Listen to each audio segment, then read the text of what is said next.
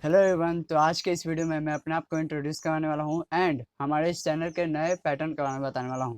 और मैं ये भी बताने वाला हूं कि 2023 और 2022 में मैं ड्राइंग के प्रति अपने क्या थॉट्स रखता था और अभी मेरे क्या थॉट्स हैं। सो चलिए बिना वक्त ज़ाय किए इस वीडियो को शुरू करते हैं।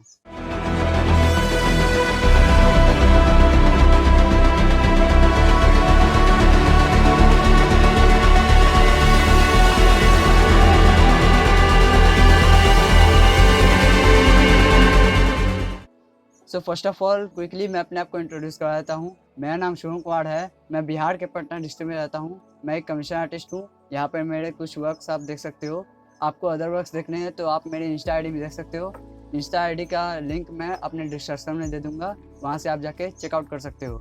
एंड मैं अदर मीडियम से भी वर्क करता हूँ, पर ज़्यादातर मैं ग्रेफाइट पेंसिल पर वर्क करता हूँ।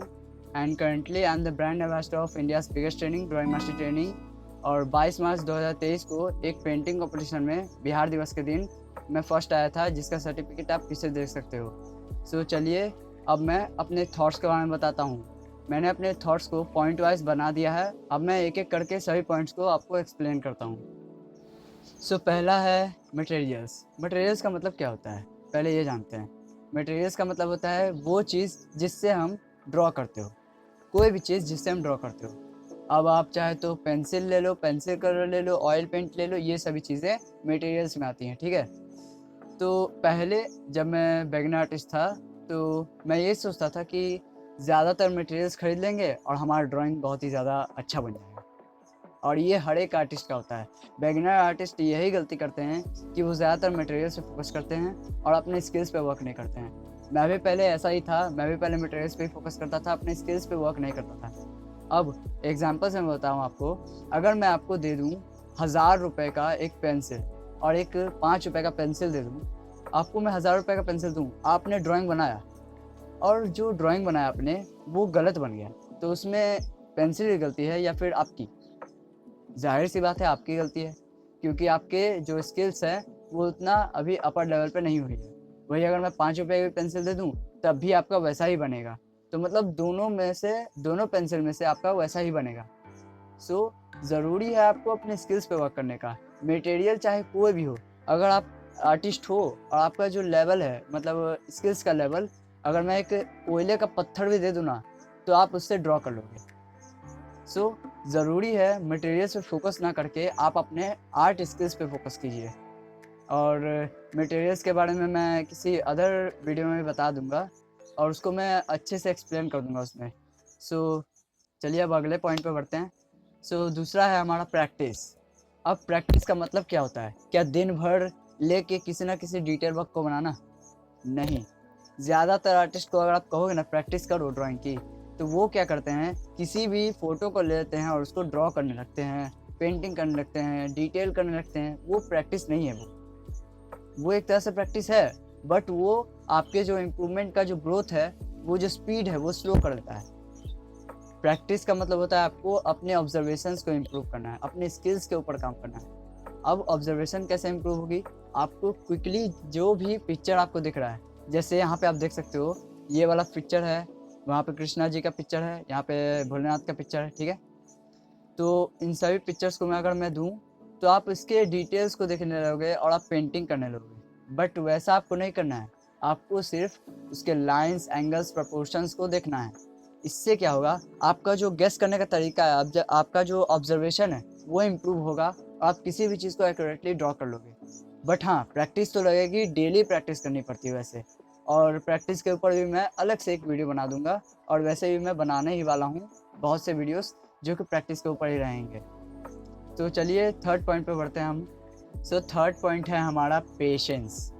अब पेशेंस हर एक आर्टिस्ट के अंदर रहना चाहिए और ये बहुत ज़रूरी है।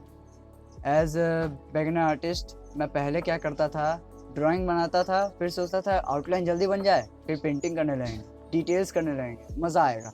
और मज़ा आता भी था, बट जो ड्राइंग है वो बेकार बन जाता था। और ये हर एक आर्टिस्ट में मैंने देखा है, बिगिनर आर्टिस्ट में तो ज़्यादातर ये होता है। वो पेशेंस को बरकरार नहीं रखते हैं। वो क्या करते हैं, तुरंत बनाने की कोशिश करते हैं। ड्राइंग बना दिया, अब तुरंत से डिटेलिंग ये सभी ऐड करने लगते हैं, और उसी में उनका जो पहला स्टेप था ड्राइंग का वो ख़राब हो जाता है, वो बेकार हो जाता है। बट ऐसा नहीं करना है, हमें पेशेंसली अपने वर्क को करना है। हमें शुरुआत के टाइम पे अपनी ड्राइंग को ज़्यादा टाइम देना है। जो आउटलाइन आप बना रहे हो उसको ज़्यादातर ठीक करना है, और ये मैंने खुद एक्सपीरियंस किया है, इसीलिए मैं आपको बता रहा हूँ। आपको पहले पेशेंस को बना के रखना है, और अपने शुरुआती लेवल पे जो आउटलाइंस हम बनाते हैं, जो लाइन खींचते हैं, उस पर ज़्यादातर वर्क कीजिए। उस पर ही अगर आप ज़्यादातर वर्क करोगे तो आपका ड्राइंग एकदम एक्यूरेटली बन जाएगा।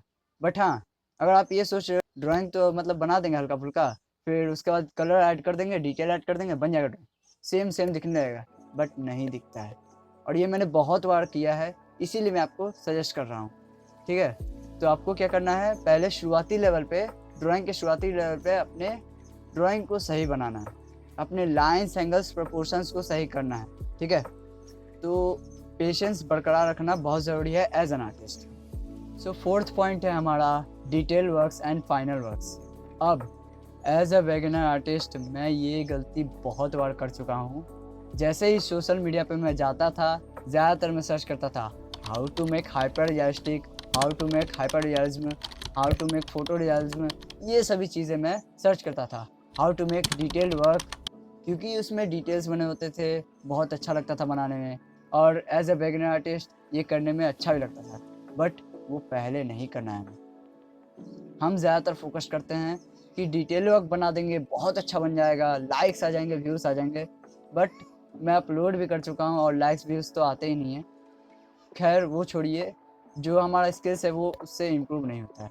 हाइपर रियलिस्टिक करना चाहिए, बट आपको अपने स्किल्स को इम्प्रूव करना चाहिए पहले, क्योंकि आपका जो ड्राइंग है वो जब ठीक ही नहीं है तो कितना भी डिटेल कर दो आप, वो बेकार ही लगेगा। अब अगर मैं कहूँ आपको आम बनाइए, आप बना दोगे सेब और उस पर डिटेल कर दोगे आम जैसा, तो क्या वो आम लगेगा? नहीं लगेगा ना, जाहिर सी बात है। तो वैसे ही जो हम पोर्ट्रेट्स ये सभी बनाते हैं वो एक्यूरेटली नहीं बनता है, फिर भी हम डिटेल ऐड करते जाते हैं। अरे भाई, ड्राइंग तो सही करो, उसके बाद डिटेल ऐड करो। वैसे ही मैं भी गलती करता था। मैं क्या करता था, ड्राइंग बनाता था तुरंत और फिर डिटेल ऐड कर दिया, और पता चला कि अरे आँख में मिस्टेक हो गई, नाक में मिस्टेक हो गई। वही दिक्कत है कि हम उस वक्त सुधार नहीं पाते हैं, बट पहले अगर सुधार ले तो एक्यूरेटली ड्रॉ कर लेंगे हम। वैसे ही हमें शुरुआती लेवल पे अच्छे से ड्रॉ करना चाहिए, अपने आउटलाइंस को सही बनाना चाहिए, ड्राइंग को सही करना चाहिए। उसके बाद हम हाइपर रियलिस्टिक ये सभी चीज़ें कर लेंगे, क्योंकि हाइपर रियलिस्टिक ये सब करना मुश्किल नहीं है, बस उसमें कुछ दिन लगाने पड़ते हैं। बट ड्राइंग जो है वो बहुत ज़रूरी है। ठीक है, अगर आप वाटर कलर भी करते हो, आप ऑयल पेंट भी करते हो, जो भी आप करते हो, उसमें आप पेंसिल से ड्रॉ तो करोगे ना, आउटलाइन तो बनाओगे ही। इसीलिए आउटलाइन जो आप बनाते हो उसको सही करना है। आपको जो ड्राइंग है वो, आपका जो ड्राइंग है उसको सही करना है। डिटेल वर्क्स पे ज़्यादा मत फोकस कीजिए, आपको अपने स्किल्स पे फोकस करना है। आपको ये कोशिश करना है कि ड्राइंग कितना अच्छा से अच्छा बन जाए, क्योंकि पेंटिंग, डिटेल वर्क्स वो सभी आप कर ही लोगे। सो पांचवा पॉइंट है हमारा नॉट वर्किंग ऑन बेसिक्स। अब बेसिक्स क्या है? ड्राइंग के कुछ बेसिक्स होते हैं। अब हर एक फील्ड का एक बेसिक होता है। जैसे कि साइकिल चलाने के लिए हमें क्या सीखना पड़ता है?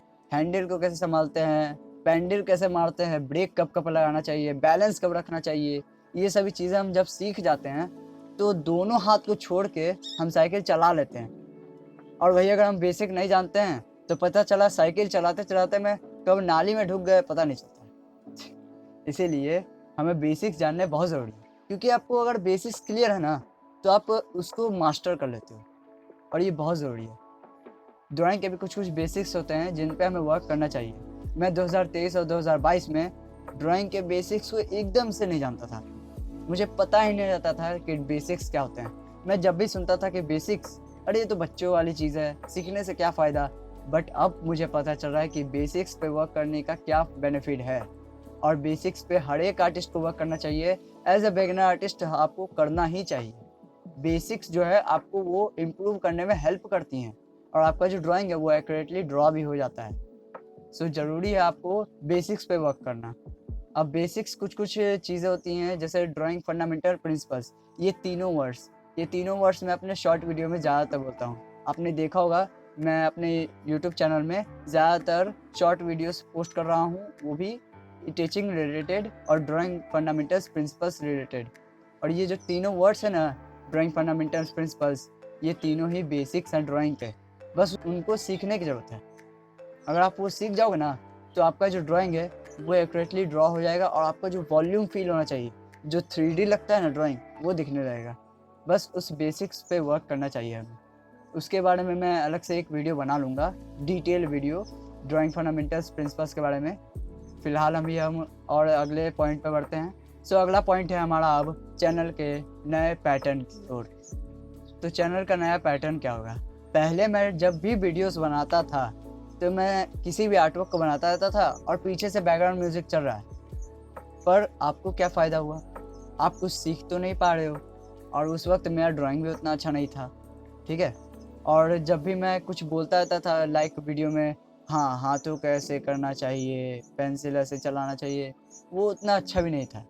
बट अब मैं क्या करूँगा, मैं वीडियोस बनाऊँगा अलग तरीके के। जैसे ये वीडियो में टीचिंग से रिलेटेड भी है ये, और मैंने अपना इंट्रोडक्शन भी दिया है, तो इसमें मैंने कुछ बातें भी बताई हैं आपको। वैसे ही मैं अलग अलग वीडियोस बनाऊँगा ड्राइंग के प्रति, आर्ट के फील्ड के बारे में मैं उसमें बताऊँगा आपको।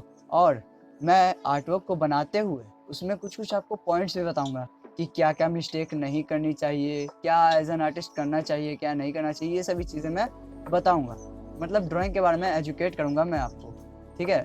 तो ये हमारे नए चैनल का पैटर्न है। और आपको मैं एक और पॉइंट शेयर करता हूँ।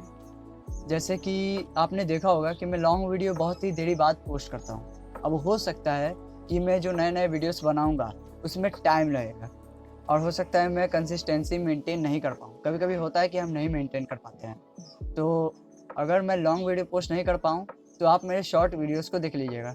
और कभी कभी हो सकता है कि शॉर्ट वीडियोस भी मैं अपलोड नहीं कर पाऊँ, बट मैं कोशिश करूँगा कि एक हफ्ते में एक वीडियो, वो शॉर्ट भी हो सकता है या फिर लॉन्ग भी, उसको मैं कम से कम अपलोड कर दूँ। और आप सभी कनेक्टेड रहिएगा और मैं ऐसे ही वीडियोस बनाते रहूँगा। तो इस वीडियो से हम शुरू करते हैं हमारे इस चैनल के नए पैटर्न की ओर। और अब से मैं नए वीडियोस बनाऊँगा इस वीडियो के माध्यम से। So stay connected with this channel and keep creating, keep learning, love art, live art. #Artist he art है।